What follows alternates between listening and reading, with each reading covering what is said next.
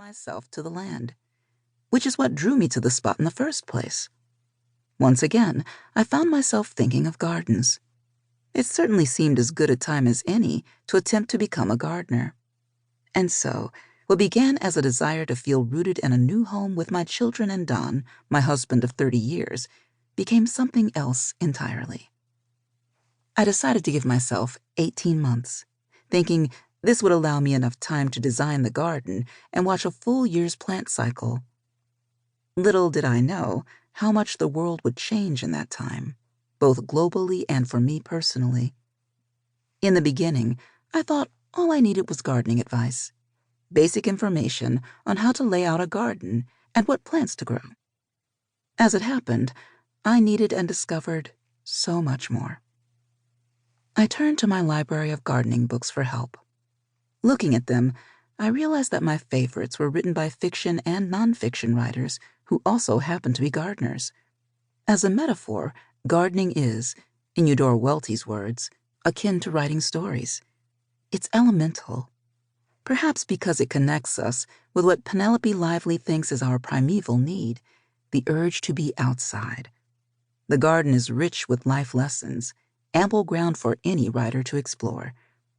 I read book after book, hoping to uncover some well-hidden secret on how to become a gardener, but also for an answer to the question of what a garden is for. In short order, I read that gardens give enduring happiness, offer hope, teach patience and tranquility, and provide sanctuary and beauty. Beverly Nichols writes that a garden is a place for shaping a little world of your own according to your heart's desire. According to Anna Pavord, gardening slows you down, masks worries, puts them in proportion. A garden teaches you to be observant and how to look at things. You become less inclined to leap to quick conclusions or to jump on the latest bandwagon. A garden hones your senses. Monty Don thinks that gardens heal. He writes, "When you are sad, a garden comforts. When you are humiliated or defeated, a garden consoles. When you are lonely, it offers companionship that is true and lasting. When you are weary, your garden will soothe and refresh you." It seems that a garden offers a balm for every situation. I soon discovered that there are as many different personalities of writers as there are gardeners, but garden writers, in particular, share a common characteristic. They're opinionated, but just as easily trade helpful hints with one another as argue. I longed to listen in. Over the course of the next several months, I wrote down memorable quotes and words of advice until I had enough wisdom to compile an anthology. Imagine if what these writers said about gardens was true, how much I'd benefit. Obviously, to become a gardener, I needed to garden. I had a rough idea of what I wanted, something that fit naturally with my image of the New England countryside, but I didn't know how or where to start. I had endless questions. Where do gardeners get their inspiration? What is the meaning of gardens in their lives? How will I know when I'm a gardener? What exactly is the difference between straw and hay? And then I read Jamaica Kincaid's My Garden book. She writes, "I started to plant things. This is not the same thing as being a gardener.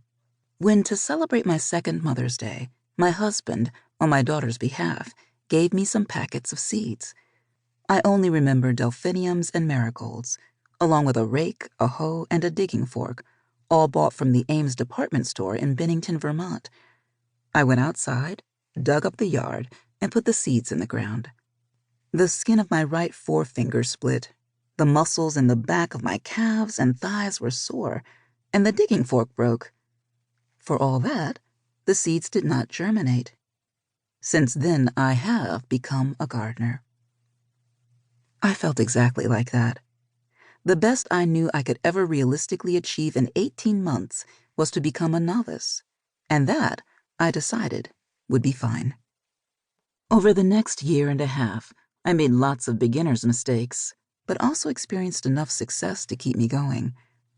This book chronicles my education and imagined dialogue with my literary mentors, quotes and insights from some of the world's most brilliant writers on gardens over the past 100 years, alongside my own observations.